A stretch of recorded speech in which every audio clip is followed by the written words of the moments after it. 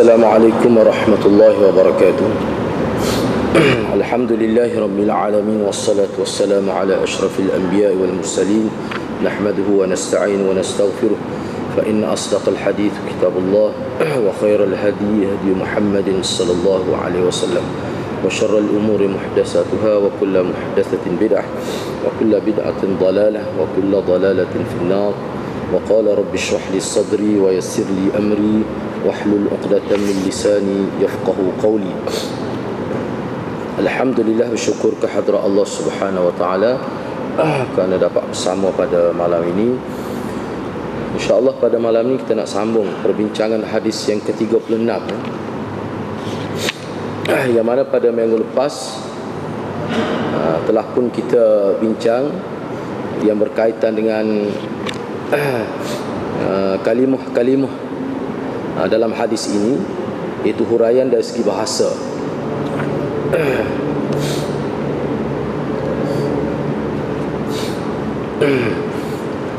Saya baca sekali lagi matan hadis ini. An Abi Hurairah radhiyallahu an Nabi sallallahu alaihi wasallam qala man naffasa an mu'minin qurbatan min qurabid dunya naffasa Allahu anhu qurbatan min qurabi yaumil qiyamah wa man yassara ala mu'sirin yassara Allahu alaihi fid dunya wal akhirah wa man satara musliman satarahu Allahu fid dunya wal akhirah wallahu fi auni al-'abdi ma kana al-'abdu fi auni akhihi wa man salaka tariqan yaltamisu fihi 'ilma sahhala Allahu bihi tariqan ila al-jannah wa ma ijtama'a qaumun fi baitin min buyutillah yatluna kitaballah wa yatadarasunahu bainahum إلا نزلت عليهم السكينة وغشيتهم الرحمة وحفتهم الملائكة وذكرهم الله في من عنده ومن بطأ في عمله لم يسرع في نسبه.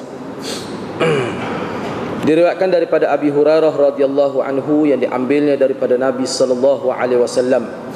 Kata Nabi bersabda, sesiapa yang menyelesaikan ataupun melepaskan daripada mana-mana orang mukmin satu kesusahan, malapetaka daripada kesusahan-kesusahan dunia, Allah pasti akan menghapuskan, menghilangkan daripadanya kesusahan daripada kesusahan pada hari kiamat. Dan siapa yang mempermudahkan kepada orang yang mu'sir, pada orang yang sedang dalam kesusahan, pasti Allah akan mempermudahkannya di dunia dan akhirat. Dan siapa yang menyembunyikan keaiban seseorang muslim, pasti Allah akan menutupi keaibannya di dunia dan akhirat. Dan Allah akan sentiasa menolong hambanya selama mana hambanya menolong saudaranya. Sesiapa yang melalui jalan, menempuh jalan untuk mencari ilmu, Allah permudahkannya jalan ke syurga. Mana-mana kumpulan yang berhimpun di rumah, mana-mana rumah Allah, yang mana makna asalnya masjid lah, dalam keadaan mempelajari kitab Allah, membaca kitab Allah dan mempelajarinya, sesama mereka akan turun ke atas mereka as-sakinah, ketenangan, dan mereka akan diselubungi rahmat Allah, dan mereka akan dihampiri wahaffathumul malaikah, dan mereka akan dikelilingi oleh malaikat, mana malaikat bersama mereka. Dan Allah akan sebutkan mereka di sisi orang, di sisi malaikat yang hampir dengannya. Dan sesiapa yang cuai di dalam amalannya, sesiapa wa man bata'a fi amali, mana sesiapa yang amalan keburukannya telah menyebabkan lemah ataupun melambatkan kenaikan darjatnya, maka keturunannya tidak akan dapat menaikkan darjatnya di hari akhirat. Jadi perkara itu kita akan bincanglah selepas ni. Jadi pada minggu lepas kita telah bincang dari aspek bahasa lah tentang hadis ini. Jadi insya-Allah malam ni kita nak sambung sedikit lagi yang berkaitan dengan bahasa, yang yatluna. Karena dalam hadis ini disebut, Nabi sallallahu alaihi wasallam sebut, wa majtama'a qaumun fi baitin min buyutillah yatluna kitaballah. Ta'ala yatlu sama makna bacalah, sama makna dia. Tapi apakah yang dimaksudkan di sini berdasar pada pensyarah-pensyarah hadis. Yatluna dengan erti dalam konteks mana hadis ini bererti membaca Al-Quran. Ni saya petik ni berdasar pada beberapa syarah hadis lah yang disebut makna yatluna dalam hadis ini, iaitu membaca Al-Quran secara beramai-ramai atau secara individu, atau seseorang membacanya dan ada orang lain yang mendengarnya. Boleh juga dengan makna yatlu tu, ya. Asal makna belajar ialah meneliti dan memfokuskan kepada sesuatu. Ini merangkumi setiap aktiviti terhadap Al-Quran, sama ada mempelajarinya, mengajarkannya, memperdengarkannya dan juga mengingatkan orang lain dengan Al-Quran. Termasuk yatlu belaka. Jadi ulama, pensyarah hadis memperluaskan skop yatluna. Apa makna dia? Kerana dalam hadis ni Nabi sebut mana-mana kaum yang berhimpun di mana-mana rumah Allah, mereka membaca kitab Allah dan mereka mempelajarinya sesama mereka. Dia ada kelebihan, iaitu sakinah. Mereka diselubungi rahmat Allah dan mereka juga mana dikelilingi oleh malaikat. Itu juga menunjukkan mana rahmat lah, didoa kebaikan oleh malaikat dan sebagainya. Dan Allah akan sebut baik mereka kepada malaikat-malaikat yang berada di sisi Allah itu. Begitu disebut. Mana kelebihan lah. Jadi apakah dengan makna baca saja? Itu tujuan pensyarah hadis sebut tidak makna baca saja. Bahkan dalam setengah-setengah syarah hadis sebut kita renung tengok, kita menghayati makna. Ataupun setengah ulama katakanlah seorang itu tak erti baca Quran, dia tengok saja ayat, dia tengok, mana dia fokus benda tu, sudah termasuk dalam yatlu juga. Dia baca mana dia boleh baca. Sebab saya pun ada pengalaman, ada pengalaman masa mengajar Quran dulu, mana ada peringkat dewasa yang tak boleh baca Quran. Siapa dia menangis dalam kelas tak boleh baca Quran. Selepas tu dia cerita pada saya lah. Dia kata naknya dia pandai baca Quran ni kerana dia lewat bila sudah umur dekat dengan 50 dah baru rasa minat nak belajar agama. Tapi pada waktu tu jadi payah. Takdir Allah SWT jadi payah nak baca Quran. Mana habis ikhtiarlah kita ni ajar menggunakan kaedah ni, tapi manusia ni bila dia payah gitulah. Siapa dia pun menangis dan dia ceritalah bahawa dia nak baca Quran, dia tak boleh nak baca. Lama bertahun ngaji tak boleh nak baca lagi. Dia ada setengah orang ni bila Allah SWT uji dia sampai begitu sekali. Kita tok guru ni pun serabut guru. Kita tok guru ni pun nak buat macam mana ni anak murid ni tak. Dan dia sendiri pun malu. Dan dia pernah, seingat saya 2 kali dia menangis dalam kelas, mengalir air mata. Apa? Kenapa dia ni Allah takdirkan payah nak mengaji Quran? Dia cerita pada saya, hak saya nak sebutnya. Dia tanya bagaimana atas saya ni kadang-kadang malas sebelum dia guru bahasa Inggeris. Pagi-pagi saya tengok Quran, dia tengok saja. Nak baca tak erti. Dia nak baca takut salah, dia kelih. Dia nak baca takut bunyi berlafaz itu takut salah. Mungkin dia ngaji dalam kelas, kita tegur semua dia tu pilih-pilih dah tegur tu. Jadi dia tengok saja. Sedihlah dia nak ayat ni. Sebenarnya termasuk juga, boleh juga. Kira sebagai yatlu juga tu. Termasuk juga. Saya kata tak apa, termasuk juga tu, boleh. Usaha ke arah tu, tengok saja. Tapi kena usahalah belajar. Tu memang dia ada usaha belajar. Mana isteri dia ustazah, tapi tak boleh dia ngaji dengan bini jadi baik anak murid, tak boleh. Dia ngaji dengan bini dia halah. Kalau bini jadi tok guru ni tak boleh pergi. Sampai isteri dia mari jumpa saya, dia kata backing, dia kata kalau kita ngajar di rumah jadi backing. Tegur acak-acak sikit, kita nampak merah muka dia. Jadi tok guru pun tak berani nak mengajar lagu tu. Sekali kena ngajari tok guru luar. Biasalah lagu tu. Tamu-tamu di rumah munggu anak dia ngaji sekolah harap belakang. Lagilah rasa tercabar dia. Tapi kukuk mana pun pelik lah. Saya rasa dia ni memang kehendak dia sebenar lah. Dia nak sungguh tu. Jadi apa yang saya sebutnya, dia tengok. Dia cerita pada saya pagi-pagi dia tengok. Sebelum pergi sekolah dia bangun lepas subuh, lepas semayang, dia tengok. Sedih lah dia kata. Sebab tak boleh nak baca Quran. Dan ternyata lah dia tu tak habis lah. Saya pun minta dia pergi ngaji dengan orang lain kerana dia perlu mana perhatian yang khusus lah. Sebab dalam kelas ramai-ramai capung orang boleh dah ni jadi masalah dia. Begitu je. Jadi termasuk juga. Dan kalau kita tengok dalam sejarah sahabat, Sayyidina Umar pun pernah. Sayyidina Umar ni biasa benar. Sayyidina Umar pernah misalnya dalam satu cerita dia panggil Amr bin al-As. Dia kata zakirni. Istilah Sayyidina Umar sebut zakirni. Zakirni ni maknanya peringatkan aku kepada Allah dengan baca Quran. Moga Amr bin Al-As ni antara yang disebut sahabat yang merdu suaranya bila dia baca Quran tu, boleh mempengaruhi jiwa manusia. Jadi Sayyidina Umar bukan pernah lah acak kali minta supaya dia baca Quran dengan disebut zakirni ya Amr bin Al-As, wahai Amr bin Al-As, ingatkanlah aku, buatlah biar aku jadi ingat Tuhan. Jadi ulama sebut nilai baca Al-Quran Amr bin Al-As ini menyebabkan orang yang dengar itu dia jadi ingat pada Allah. Itu dia kesan baca Quran bila suara merdu, kita baca dengan betul, dia memberi kesan. Seperti guru saya sebut itulah, kalau kita baca Quran bunyi sepaku balboh, dia kata dodeng baca Quran, kesannya kurang. Lebih-lebih sebab itulah tu imam solat ini dia kena pilih, mencari orang baca Quran tu yang boleh mempengaruhi. Dia tak erti berlagu tak apa, tapi baca dia tu ada dengan nada Al-Quran. Sebab Quran ni nada dia tidak seperti bahasa Arab biasa. Taklif dia kena jaga tu. Sebab Quran ni banyak manfaat dia. Manfaat dia tu, Quran ni suatu kitab yang pelik lah sebab dia mukjizat. Dia tak erti makna pun dia boleh membentuk jiwa manusia. Bahkan Dr. Yusuf Al-Qardawi bahas khusus berkenaan dengan kesan baca Quran walaupun tidak tahu makna. Dalam kitab dia Kaifa Nata'amalu Ma'al Quranil Karim, bagaimana kita nak berinteraksi dengan Al-Quran, Yusuf Qardawi dia bahas panjang tu. Dia bincang kedudukan Quran.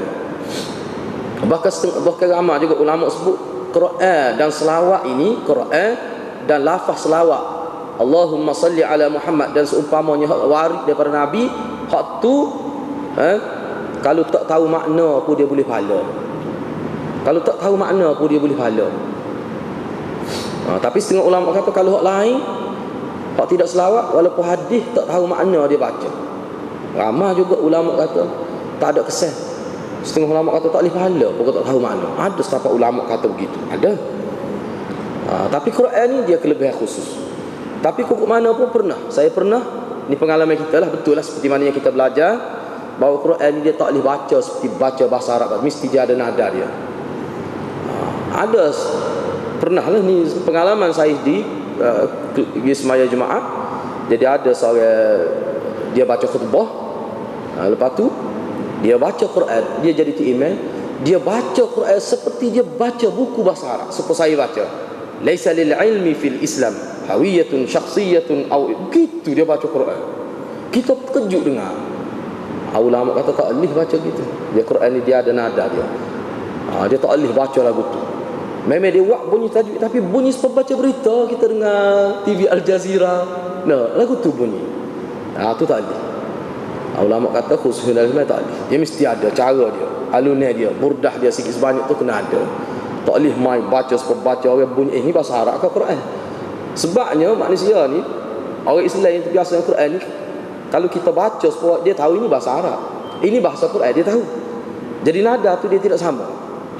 Seperti kita baca bismillah ni, Bismillahirrahmanirrahim. Tetapi kalau kita baca Quran Bismillahirrahmanirrahim, dia lain bunyi dia tu.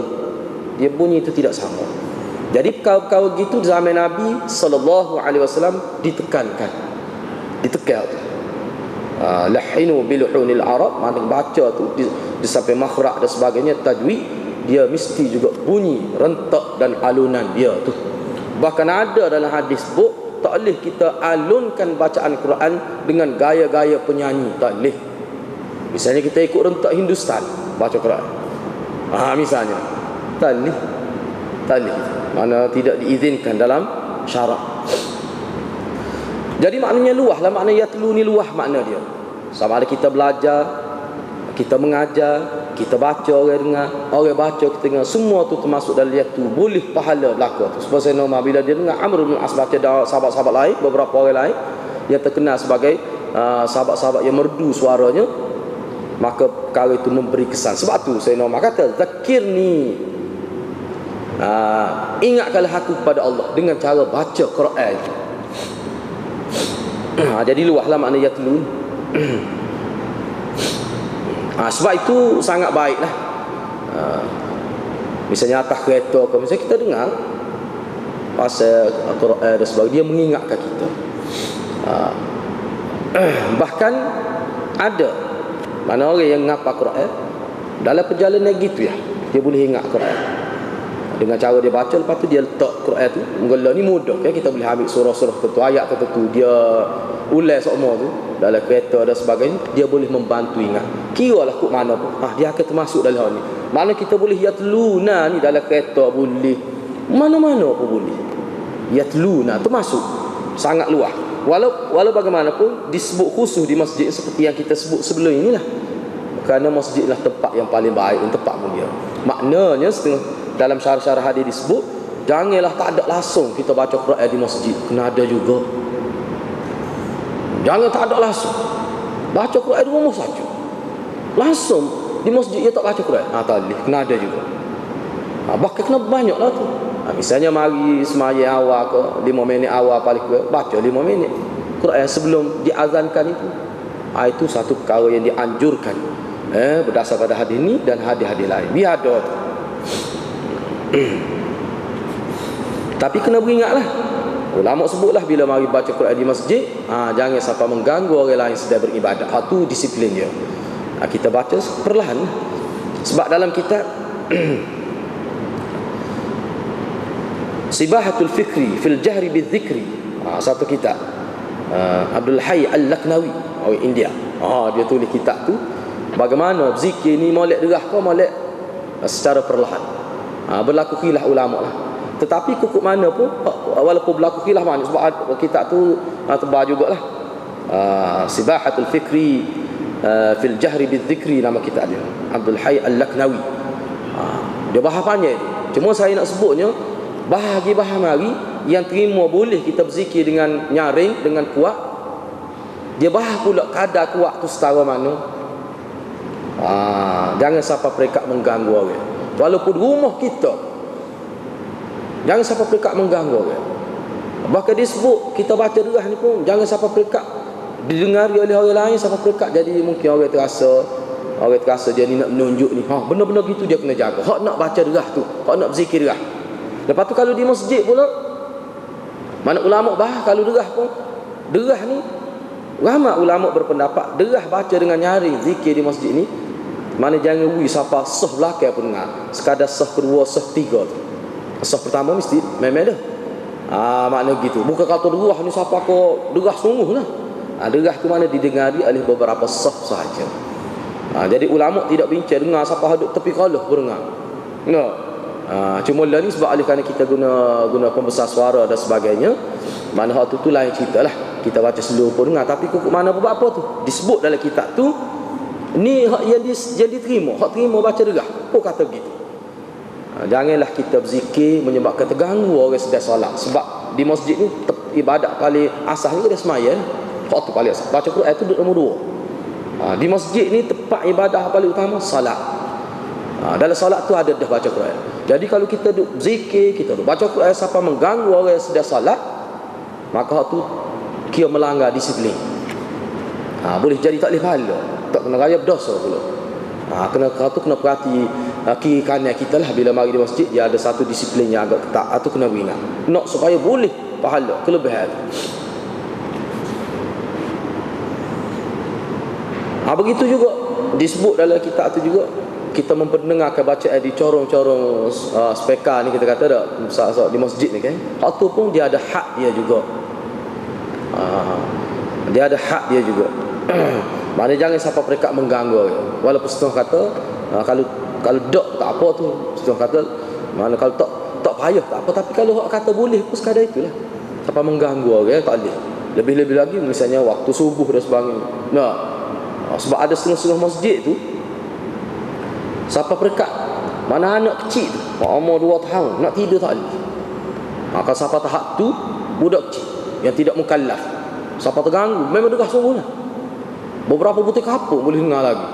Ada di masjid tu siapa perekat tu dalam pekoh mana-mana pun dia kata tak boleh. Tak boleh siapa perekat tu. Jadi tak timbul lah isu masalah orang kafir marah ke apa. Dia kalau perlahan ni saya rasa tidak timbul masalah lah. Dia kalau derah sangat tu timbul masalah. Sebenarnya dalam pekoh pun dibahas. Ini sebagai peringatan lah. Benda baik yang kita nak buat pun kalau tidak tahu cara, dia akan jadi tak molek juga. Jadi ayatnya luah, maknanya yatlu ni luah. Tak semesti kita baca menghayati. Sebabnya asal makna belajar, aslud dirasah. Aslud dirasah, asal makna belajar meneliti dan memfokuskan kepada sesuatu. Misalnya kita baca Quran, kita guna kaset lah dalam Quran, kita dengar, kita amati, hak tu termasuk ia telu juga, boleh pahala, termasuk dalam hak ni juga. Gitu. Itu dalam huraian hadis disebut gitulah. Asalnya as-sakinah. Dalam hadis ini Nabi sallallahu alaihi wasallam sebut perkataan as-sakinah yang biasa ini menjadi satu istilah dalam syariat kita, menjadi istilah dalam agama kita. Sakinah, turun sakinah, ketenangan. Apa maksud sakinah ini? Yang biasa diterjemah as-sakinah ini dengan erti ketenangan jiwa. Ibnul Qayyim Al-Jauziyah menyebutkan dalam kitabnya I'lamul Muwaqqi'in. Sebab dia ni sebenarnya Ibnul Qayyim antara orang tasawuf. Dia sepatut guru dia lah. Imam Ibn Taymiyah ni seorang tasawuf besar semua. Dia bukan tolak tasawuf, dia bukan tolak tarikat, tetapi dia berjuang menentang tarikat-tarikat dan tasawuf yang tak betul tu. Tapi dia ni dalam kitab-kitab dia kita tengok, dia ni ahli sufi sebenarnya, hidup secara zuhud.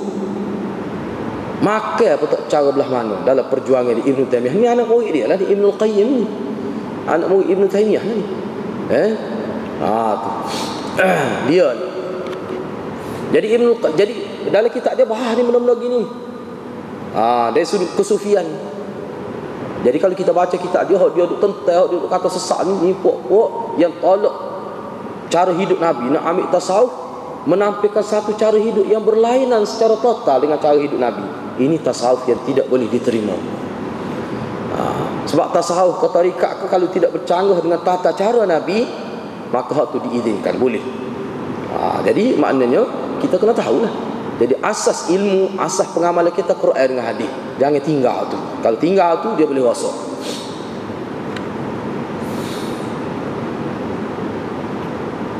Misalnya dalam kitab ada I'lamul Muwaqqi'in, dia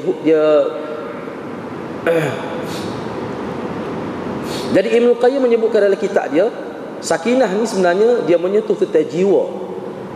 Bila kata sakinah, dia menyentuh tentang jiwa manusia. Atau kita boleh sebut sebagai perbuatan hati manusia. Sakinah itu, dan dia menjurus kepada tetap pendirian. Kalau kita duduk Allahumma tsabbit qalbi ala dinik, tu lah. Kita duduk kan, Allahumma tsabbit, ya Allah teguhkanlah hati-hati kami di atas agama kau. Itu sakinah, mantap jiwa, tidak gundah gulana ditimpa kesusahan dan sebagainya. Ini jiwa sahabat Nabi beginilah, tak usir sikit rambut dia. Asal kedudukan sakinah ialah dalam jiwa manusia. Memang asal dia, sebab dia perbuatan hati. Sakinah ini asalnya dalam jiwa manusia. Namun bila sakinah itu subur, membesar dalam jiwa manusia, kesannya akan tampak pada anggota lahir manusia. Tetapi sakinah ni walaupun kedudukan dia, tempat dia dalam hati, tetapi kita boleh nampak kesan daripada sakinah itu pada anggota lahir manusia. Nampak? Sakinah akan mententerangkan jiwa yang keluh kesah dan tidak tetap keputusan. Sakinah ini seterusnya disebutkan lagi. Ini Ibnu Qayyim lagi sebut ni, kebaikan atau kesan sakinah adalah dapat menerima secara puas hati. Saya terjemah puas hati makna redha. Tanda seseorang yang ada sakinah dalam hati dia, dalam jiwa dia, dia boleh menerima secara puas hati segala fakta agama dan dapat menurut perintah agama dengan senang hati. Kita kena ingat ni, kita hurai, Ibnu Qayyim menghuraikan makna sakinah dalam konteks bahasa syariat, kerana ini adalah bahasa agama, sakinah ini. Sebab kalau kita tengok dalam kamus biasa, mana tenang, diam, tidak nampak menggelabah, sekadar itu saja dari segi bahasanya. Ini dalam konteks istilah syariat. Sakinah akan menghasilkan kekhusyukan. Jadi khusyuk dan tawaduk lah. Sebab khusyuk ni dia lebih bersifat dalaman, tawaduk ni dia lebih bersifat luaran. Nekat jiwa dan sentiasa mengingati Allah Subhanahu Wa Taala. Walaupun dalam kitab-kitab lain ada sebut lebih lagi, bukti sakinah seseorang itu jadi nekat jiwa tu maknanya ibadat dia tu istiqamah. Ada juga disebut begitu. Ni saya ambil saya. Nekat jiwa dan sentiasa mengingati Allah Subhanahu Wa Taala.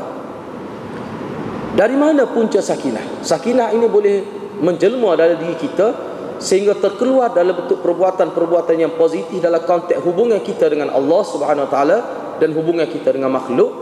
Tetapi sakinah ni punca dia mana? Punca sakinah ialah kerana seseorang dikuasai oleh muraqabatullah. Dia ada perkaitan muraqabatullah. Muraqabatullah ni kalau kita belajar dia ada dua bentuk. Mana kita yakin Allah melihat kita. Kita yakin. Kita yakin. Tahu tu suku yakin. Sehingga timbul satu peringkat seolah dia nampak Tuhan. Dia nampak Tuhan. Seolah-olah bukan nampak sungguh. Kalau nampak sungguh rosak. Seolah-olah gitu. Kalau dia tak boleh buat gitu, mana dia yakin Allah melihat dia. Itu muraqabatullah. Jadi muraqabatullah, sakinah ni sebenarnya dia lahir hasil daripada manusia muraqabatullah. Ini satu istilah yang diajar oleh Nabi sallallahu alaihi wasallam. Muraqabatullah. Yang mana asalnya bila kita beribadat kita nampak seolah-olah kita nampak Allah. Kita sebut dah benda ni. Mari perasaan lagu tu, keyakinan lagu tu, dia tidak nampak dengan ain. Ain ni mata kasar ni, tetapi ain basari, nampak dengan jiwa. Bila manusia buat ibadat dia yakin, dia seolah-olah dia nampak seolah-olah, maka manusia akan mengkualitikan ibadat dia. Dia akan jaga ibadat. Sebab apa? Ginilah kita kata tak. Manusia bila dia perasan, dia rasa orang duk tengok dia akan jaga tingkah laku dia. Dia akan jaga perangai dia. Dia akan sembunyikan keburukan yang ada. Tu sifat manusia begitu. Sebab itulah ni manusia faham ni. Sebab tu dia letak ke tepi-tepi jalan di supermarket, dia letak CCTV walaupun tak ada orang. Manusia dia tengok CCTV tu dia boleh ingat dah. Ni letak di jalan-jalan raya tempat strategik apa supaya berhemat pengguna jalan raya. Tu. Lepas tu ada pula jual hak murah ni, rupanya dia tak sama, dia berbateri. Orang mana tahu? Beringat tu kat kawan ni padahal tak sama dengan TV pun. Apa tu? Cara nak manusia ni dia begitu sifat dia. Jadi kita mudah faham lah. Ajar agama mudah faham. Dengan teknologi dia membantu kita faham. Kalau tak boleh kita amari perasaan lagu tu, kita kena yakin bahawa Allah sentiasa melihat kita. Kesan dia tu sangat positif. Manusia akan jaga diri dia, tak akan buat maksiat kalau dia yakin. Mari semua telitah. Sebab tu ulama kata kemuncak zikrullah ni muraqabatullah. Muraqabatullah telah kemuncak zikir. Ingat semua tu ada keadaan yakin. Mari semua telitah. Allah tengok kita, Allah tengok kita. Dan ulama sebut juga dalam konteks ni, sebanyak mana terlitah di benak manusia, di hati manusia, Allah melihat dia. Yakin Allah melihat dia. Mari semua telitah. Sebanyak itulah manusia dapat pahala. Dan manusia meningkat darjat pun, semakin banyak benda tu lahir dalam jiwa dia, semakin tinggi kedudukan dia di sisi Allah Subhanahu Wa Taala. Yang mana Ibnu Qayyim sebutkan lagi, dan sampai satu peringkat, bila benda ni sentiasa bermain dalam jiwa dia, sampai satu peringkat dia akan terbentuk pula sifat malu kepada Allah. Maqam haya. Kalau orang ngaji tarik dia panggil maqam haya. Satu maqam malu kepada Allah.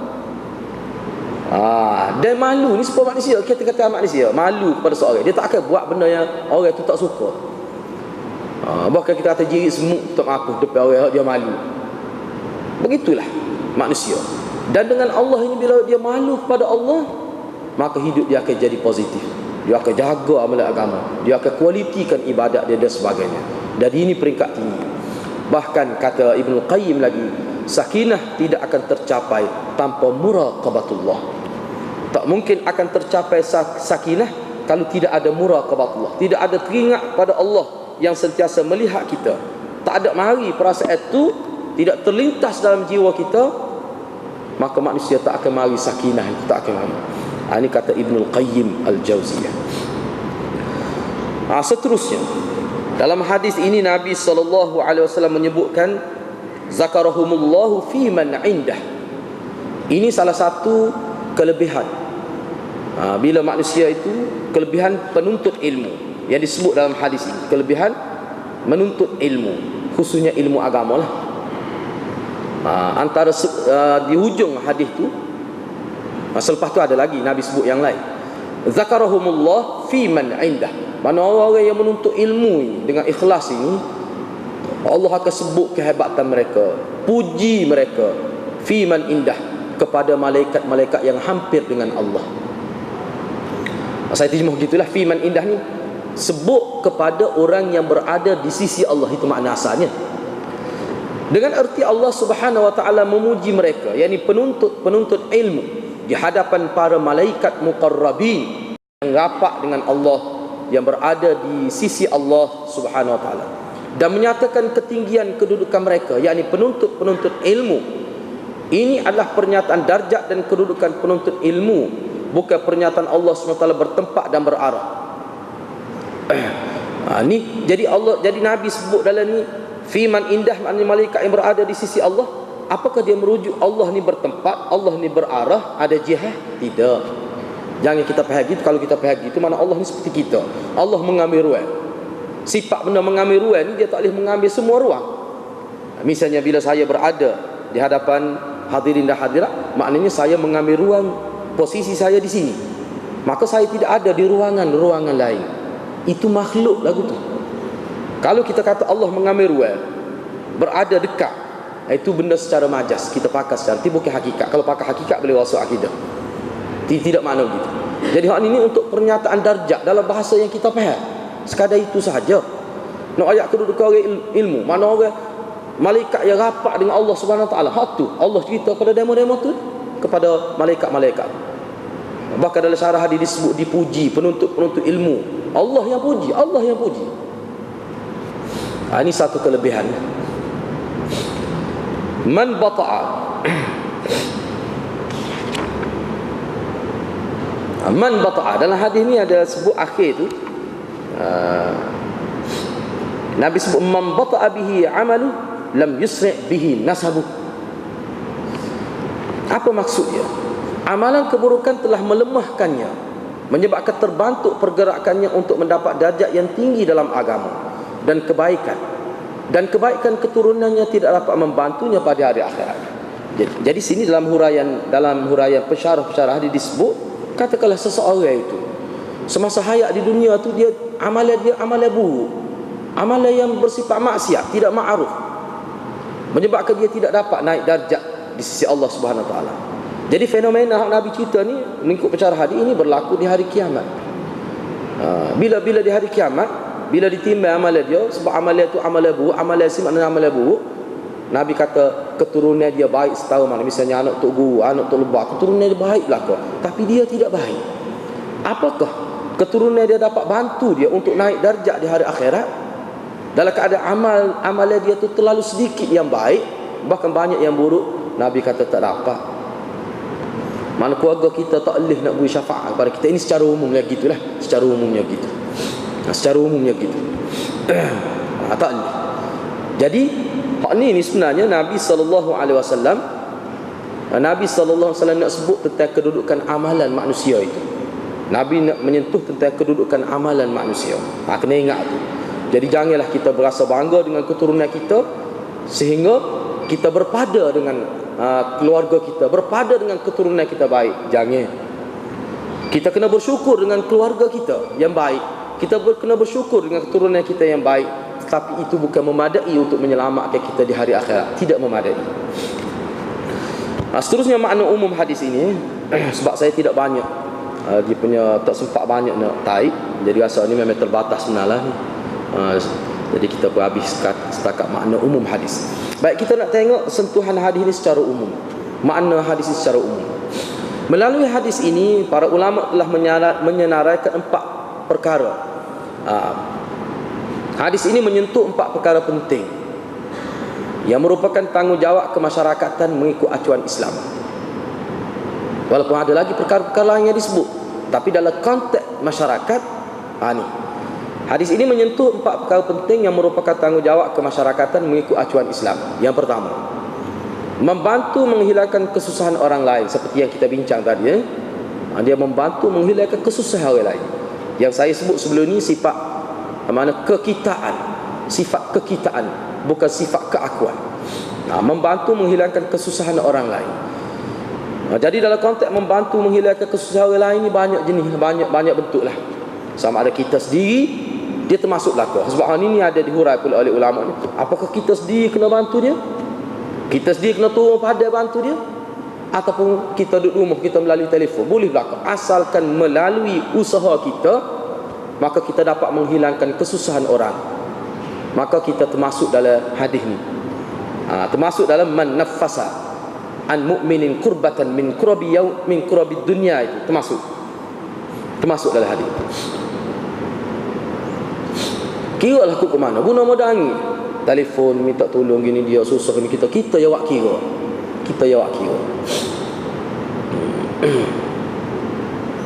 Sebab saya ada seorang sahaja gini, perangai gini. Ingat lagi, siapa kali ni ingat lagi. Pernah saya pergi dengan dia ke satu kampung, dicerita dia. Pelik orang ni. Kita tengok dia biasa je. Manusia ni kadang Tuhan nak beri kelebihan, lepas tu dia mati takdir. Cerita dia ingat lagi pakai hari. Kecil ya Tuhan dia. Saya ingat lagi. Siapa orang kampung dia memang sebut, semua orang kampung sebut dia ni budak baik. Tak ngaji agama. Dia pernah pergi jalan ke satu kampung tu lah dengan saya. Kebetulan lagi tu macam mana tak tahu. Singgah sebuah rumah tu, kawan tu susah lah, susah sungguh. Orang tu janda, ada anak ramah, tak ada siapa bantu dia, susah sungguh. Kita pun kelis dia. Jadi bila balik rumah tu, dia royak saya, dia kata saya tak lena tidur, tak nera tidur, duk teringat kepada keluarga tu, susah. Saya kata gini ya, kalau entah sempat, kalau entah boleh bantu, moleklah bantu dia. Dia kata nak bantu macam mana, kita pun susah, kita pun tak ada duit. Jadi saya kata gini lah, awak fikirlah macam mana pun, cari orang lain, tak apa bantu dia, cuma usaha buat. Dia ni, dia pergi jumpa beberapa hari, dia cakap tu saja. Dia pergi jumpa badak NGO tu, jumpa Tok Ngulu habis. Akhir sekali dibantu lah, mana hasil usaha dia. Ada beberapa badak NGO bantu, bagi duit tiap-tiap bulan, lepas tu urus persekolahan anak ni, dah baiki rumah tu sebanyak, kira-kiranya senang. Dan dibui peluang kerja pada ibu tunggal itu. Katanya lama dah hidup terbiar gitu. Kita tengok rumah pun kita boleh bayar dah. Tu. Tak lama lepas tu meninggal dia. Tapi kita tahu selepas tu, sebab kita telah ada urusan di kampung tu, memang orang puji belakang. Benda-benda gitu. Jadi itu amalan besar tu. Walaupun dia tak boleh bagi, tapi selesai anak persekolahan anak-anak janda tu. Dan janda tu sendiri pun dapat bayar tiap bulan. Dia pergi jumpa lah, pergi jumpa wakil ayat, banyak dia pergi jumpa kan. Sibuklah dia ni. Lepas tu perempuan tu pun saya dengarnya dapat kerja, hasil usaha dia. Ini satu kerja yang baik lah. Mudah-mudahan dia termasuk kelebihan seperti yang disebut dalam hadis ini. Yang kedua, membantu meringankan kesusahan orang lain. Hak ni membantu meringankan. Hak yang pertama tadi, hilang tu jadi tak ada, jadi senang. Asalnya susah, hilang kesusahan. Hak yang kedua ni mana lebih ringan, tidak hilang kesusahan tapi ringan kesusahan. Ada setengah-setengah kesusahan tu payah nak hilang, tapi kita meringankan. Hak ni luah. Hak ni ulama kata luah, makna meringankan ni luah. Sekali-kali kita memberi semangat pada dia, memberi nasihat pada dia, memberi kaunseling pada dia, apa saja yang kira-kiranya boleh meringankan bebanan jiwa dia, apa saja. Misalnya dalam hadis Nabi, banyak Nabi sebut bila jumpa orang sakit, jangan sebut benda-benda yang tidak menyenangkan dia. Ini termasuklah ni, meringankan beban dia. Bahkan kita pergi saja, setengah-setengah orang bila kalau sayang kita sakit, kita pergi ziarah dia, dia rasa tenang. Kalau sakit-sakit sikit pun, sebelum ni tak kecek pun jadi kecek, jadi lega kita kata. Dengan kita ziarah dia, termasuk juga ni. Jadi ringan bebanan dia. Sebab sakit-sakit ni suatu bebanan. Apa sajalah. Kau ni luah lah, hadirat boleh kias sendiri lah. Bagaimana bentuk meringankan bebanan, tanggungan, kesusahan orang lain itu. Ini tanggungjawab dalam kemasyarakatan. Yang ketiga, tidak mendedahkan dan tidak menyebarkan keaiban orang lain. Sama ada kita tidak mendedahkan, dan kalau benda itu sudah terdedah, kita tidak sebarkan supaya lebih luas terdedah itu. Itu maksudnya. Yang keempat, mengamalkan budaya bantu-membantu dalam semua aspek, sama ada kebendaan dan sokongan moral. Boleh jadi bantuan kita dalam bentuk kebendaan, boleh jadi bantuan kita dalam bentuk sokongan moral yang tidak berbentuk kebendaan. Kita beri sokongan moral, sokongan, beri kata-kata semangat pada dia gini. Kita nak bantu dia belajar dari segi keuangan tak mampu, kita nasihat dia, belajar kena ikhlas gini-gini. Kita sebut hadis-hadis Nabi pada dia, jaga molek, ingat pada ibu bapa, sentiasa doa pada ibu bapa. Sebab ulama kata orang belajar ni kalau dia doa pada ibu bapa, itu satu kelebihan khusus. Bahkan dalam mana-mana kitab orang penuntut mesti semasa dia belajar dia memperbanyakkan doa pada ibu bapa. Dia ada kesan pada belajar dia tu. Itu dalam kitab-kitab tarbiyah disebut. Jadi ulama sebut gitu tu, ulama faham lah tu hubungnya kita dengan ibu bapa. Siapa membantu kita jadi mudah berkat belajar dan sebagainya. Kena ingat. Jadi 4 perkara tersebut boleh dicapai melalui 2 cara. Ini secara umum lah, secara umum. Lepas tu kita bincang semula dalam bab kesimpulan dan pedoman kita bincang semula. Jadi 4 perkara tersebut tadi, kita sebut tadi 4 perkara tadi, membantu menghilangkan kesusahan, membantu meringankan kesusahan, tidak mendedah dan menyebarkan keaiban orang, dan mengamal kebudayaan wa ta'awanu 'alal birri wat taqwa tu. 4 perkara tu boleh dicapai melalui 2 cara. Yang pertama, seseorang itu untuk supaya dia boleh buat menjadi ringan, tercapai 4 perkara dia boleh buat. Pertama sekali dia mesti menyedari, memahami kewajipan persaudaraan dalam Islam dan menginsafi fenomena hari kiamat. Dia faham hubungan kita sama Islam lagu mana dalam konteks agama, dia faham tu. Jadi nak faham ni mesti mengaji kat lahir lah, dengar Quran, dengar hadis hurayah dan sebagainya.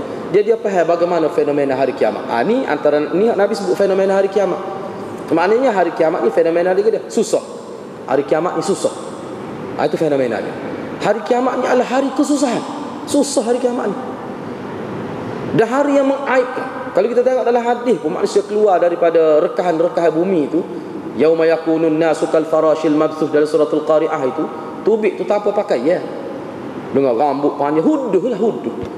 Mana kalau Allah SWT jelma ke seorang lah tu dalam kehidupan kita, sah kita igak letak di pusat sekretari tu dah. Tak boleh ni, bahaya ni. Kukunya Allah mana kembali pada yang asal, rambut panjang, tidak berpakaian. Sampai isteri Nabi Aisyah pernah tanya, malulah lagu tu. Sampai isteri Nabi pernah tanya Nabi, malulah lagu tu bila kita lah ni tutup aurat, nak jaga tiba-tiba hari akhirat terdedah semuanya. Bahkan Nabi pun kira-kiranya begitu juga. Dan disebut dalam hadis, Nabi lah orang yang mula-mula Allah berikan pakaian pada hari selepas fenomena hari akhirat itu. Kiamat tu suku, lepas tu hari akhirat. Jadi kenapa hal tu? Jadi bila kita tahu, kita sedar bahawa hari akhirat tu hari kesusahan, susah hari akhirat ni dengan pelbagai bentuk kesusahan yang digambarkan dalam hadis, tetapi kita boleh mencapai kesenangan. Allah buat kesusahan tu dengan cara kita tolong manusia atas dunia ni. Kita sedar tu. Benda tu menjadi momentum untuk kita tolong orang lain. Menjadi momentum untuk kita tolong orang lain. Yang kedua, memahami bahawa balasan adalah mengikut jenis amalan. Kita tahu tu. Dia ada satu kaedah dia panggil al-jaza' bi jinsil amal. Ini satu kaedah umum. Balasan yang Allah beri ini berdasarkan kepada amalan kita. Kita tolong orang, Allah tolong kita. Kita tutup keaiban orang, Allah tutup keaiban kita. Itu makna balasan yang Allah beri kepada kita berdasarkan apa yang kita buat di hari dunia itu. Hal ini difaham dari kenyataan man naffasa an mu'minin kurbatan min kurabid dunya naffasallahu anhu kurbatan min kurabi yaumil qiyamah. Mana kalau kita ringan hilangkan kesusahan, Allah akan hilangkan kesusahan kita di hari akhirat, yang mana hari itu tak ada orang boleh syafaat kita, tak ada orang kita boleh minta tolong, hanya Allah saja. Pada waktu itulah manusia sangat memerlukan Allah. Atas dunia ni dia boleh buat mata tak kalau boleh, dia boleh nak minta tolong orang lain, lupa pada Allah boleh, tapi hari akhirat hanya Allah saja tempat minta tolong. Tiba-tiba pada hari itu Allah tolong kita. Sebab apa? Kerana kita tolong orang dengan ikhlas di hari akhirat. Maknanya balasan itu serupa. Bahkan walaupun nampak serupa, sebenarnya tidak serupa. Atas dunia kita boleh minta tolong orang ni, minta tolong orang ni. Banyak kita boleh minta tolong. Ramai kita boleh minta tolong. Hari akhirat nak minta tolong siapa? Dan kalau kita susah di dunia dengan susah di akhirat, mana kita nak dilepaskan kesusahan dunia dengan kesusahan akhirat? Kalau kesusahan dunia paling tinggi bila kita mati, tak ada lah. Tapi kesusahan akhirat berpanjangan. Tak ada istilah mati di hari akhirat. Hakikat susah sebenarnya masuk neraka. Kalau susah neraka, susah sampai bila-bila. Hak tu. Jadi kesusahan itulah paling kita perlu pada orang yang menyelesaikan. Tak ada orang yang boleh menyelesaikan kecuali Allah SWT. Jadi benda-benda gini bermain dalam minda seseorang itu. Dia memberi kesan yang sangat positif pada seseorang itu. Jadi ulama kata dua perkara ni kita kena hayati. Cuma disebutlah dari segi hurainya, ulama sebut kalau kita baca dalam kitab-kitab tarbiyah, pendidikan jiwa, banyak kitab-kitab begitu ulama tulis. Dia kata benda ni dia mari secara sembrono gitu ke tidak. Dua ni nak boleh mari ni dia perlu latihan. Latihan ke amal.